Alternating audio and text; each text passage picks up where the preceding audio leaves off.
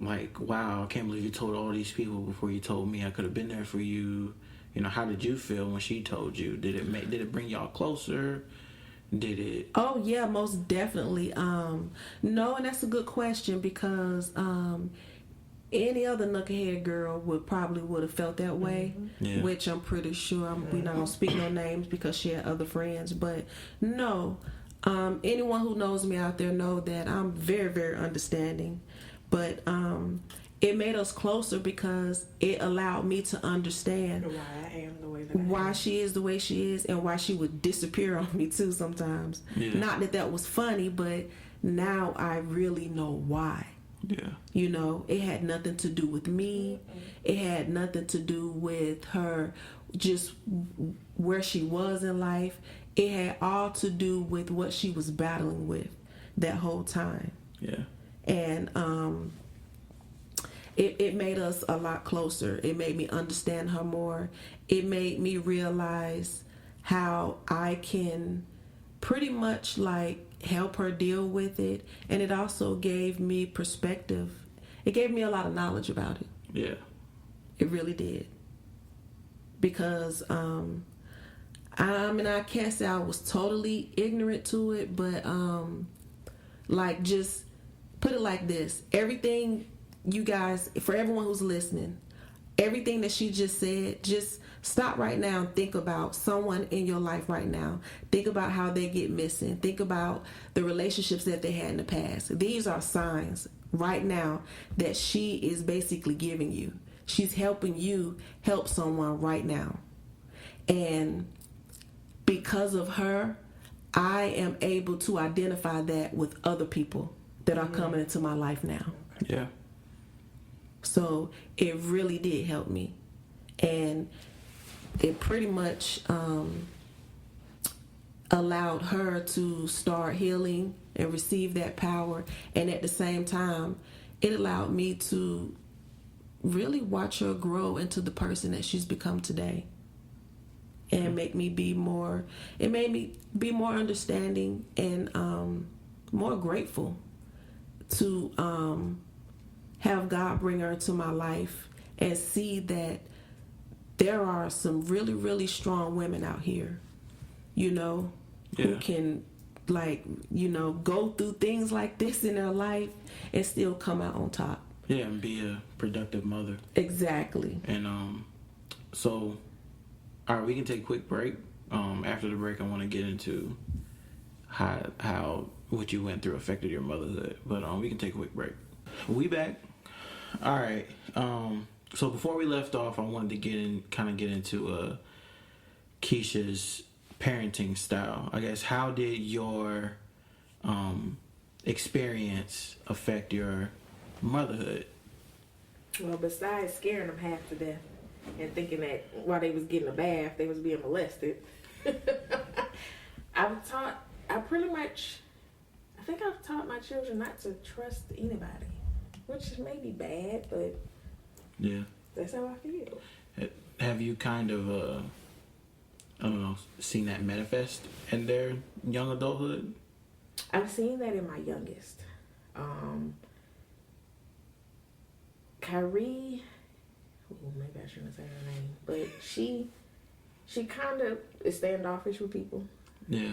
and she kind of feels off your vibe. If she's not liking your vibe, she won't fool with you. Yeah.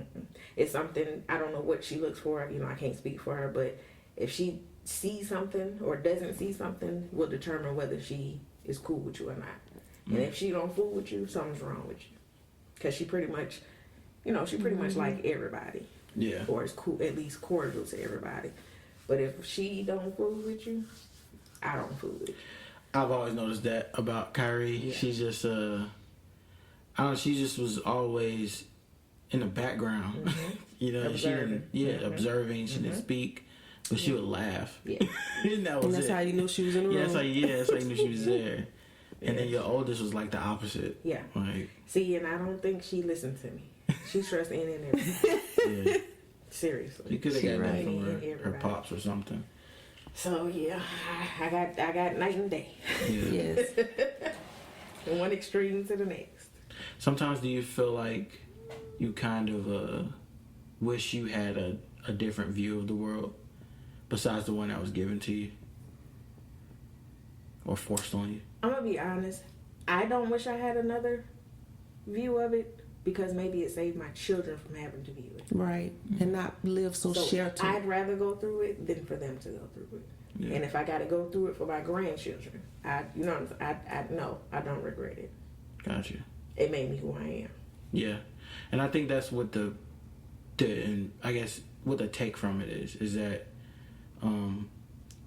we live in a dark world. Mm-hmm. You know, it's like, especially in the Black community, there's a lot of things that don't get addressed. Yes. And it's a lot of things that just kind of get set to the side because it's more important quote unquote things that's going on. Right. You know, F what you going through right now. I gotta work. Yeah. Ain't no food in the house, so you know what you crying for. You know what I'm saying? Like we were saying earlier. You know, you ain't got no bills, you ain't got no job. What's wrong with you? What you depressed for? Yeah, what you depressed for? Mm-hmm. And you know, it just stems from experiences, and sometimes it just feels like God. And I wish it wasn't like this. Sometimes it just feels like somebody has to go through something to help the next person go through it or not go through it.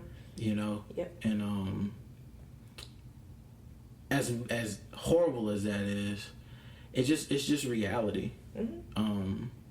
And that's like kind of the dark side of our community. Mm-hmm. You know, and for some reason people think someone called me racist. That's all. I thought that was hilarious. I think only because this survey was for Black women only. Yeah. But this person didn't read. He was white. Right. I mean, he was, but I don't think he's an actual fan. I just think he saw the post, liked it, and commented. I don't really think He listened. Right. I don't think he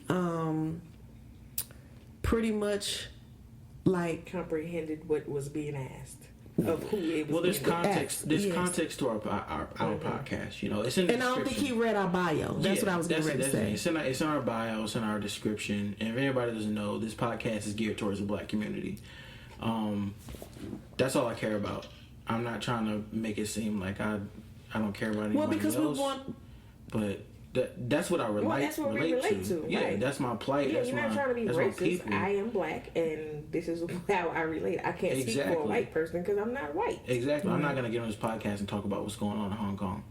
Because I Right. don't know. Yeah, I don't know. I'm gonna talk about the Black and brown kids that's being murdered in the street or Molested in the or street. molested or It's going through depression. Yeah, going through depression. Or having bipolar and Yeah. Suicidal it's thoughts. Exactly. Right. So anybody else is hearing this and feels like I'm racist, get off my dick. Anyway, Right. All right, then. moving past that. Let's do that.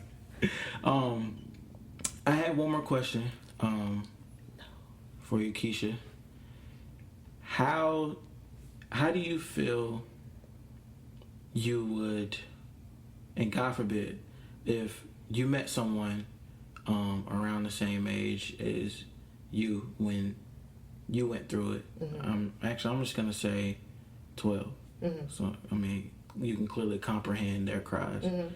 What would you say to them that went through what you went through? Or if someone is listening right now that's What would going I through, say to that 12-year-old if someone's me? listening to you and they're going through what you're going through. Yeah. I honestly couldn't. I've never thought about that. Only thing I can tell them is they need to tell. Tell now. Don't wait till you're 22. Tell your parents. Tell the police, and get some counseling. That's another thing. Counseling really helped get all of that weight off me. Yeah. Because of That's course, good it was, to hear you say that. Yeah. You know, of course, I learned then it wasn't your fault. You know, that wasn't right. Why are you holding this inside? And counseling is actually, I'm sorry, I forgot to tell y'all that. Counseling is what made me get the courage to tell my father. Dope. Okay. And then That's dope. I told my mother. Because, you know, she was like, you're bottling this up inside and it's killing you. Yeah. Just go ahead and release it. And she even told me, if you just got to write a letter and never mail it, Yeah. you told. You know what I'm saying? So Right. she was like, you got to get that off your chest. So I did write the letter, but I actually did find the courage to actually speak to them and tell them. Nice. Okay. Yeah, I did go to counseling. That's what helped me get the courage to even just have the conversation. So I would say go to counseling, tell, and tell some more. Because you might not be the only one that they are doing this to. And you might help save someone else. Nice. One thing I do want to say is that it can be hard to talk about it, you know, and even though That's the hard part. yeah, Trying to help someone who is not only in denial, but they just don't want to talk about it. They want to continue to keep it buried because it's comfortable to them. When you bury something inside yourself and you leave it there, it does nothing but grow, slowly grows inside of you like a baby. And you carry it around for so long that you get used to it and you cradle it and you don't want to let it go. I say You you're planting the roots of a tree. And imagine how big a tree is. You're planting the roots of a tree. It eventually gets so big it just swallows you up. Exactly. Right. Yeah, I think I think that the important part as well when it comes to actually speaking about it is understanding that not everybody is ready for that type of honesty. Yeah. Right. You do have to understand that. Yeah, because there's a level of I got maturity. caught with the when did it happen? Where the fuck was I? This shit didn't And it makes you happen. want to shut down even more. Yeah, but I think if I didn't have the counseling before that, I would have shut down. Yeah, But that's when I told her, you know what? I don't care if you believe me or not. yeah, Do what You you finally want got to to do with that this breaking information. point, right? yeah. I'm done with it. And that's what I told her. I said, I'm not looking for human revenge. God will get them. And it was hard for them to understand. Oh, yeah. It was hard. Nice. All right. I mean, I don't want to pry at Keisha anymore. T, you got anything else? No, just for anyone who's listening, like she said, I just wanted to follow up with the counseling. There are some people out there, especially if you're, I think this is nationwide, not only for the Atlanta area or Charlotte area, but there is a national sexual assault hotline that you can contact. The number is 1-800-656-4673. Now, if you have someone in your household, or seriously, if you're going through this yourself and you didn't even realize you were going through it, call this number. If you're too afraid to call this number and you're not ready, then contact me or Robert. We have a personal Facebook account, or contact Securely and Secure, inbox us. I mean, there are resources out here who can help you.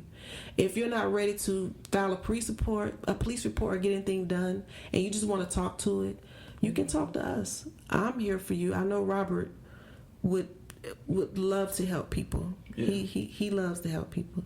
I do. I like to talk He to Mr. people. Santa Claus. The Black Santa But Claus. I just wanted to add to that.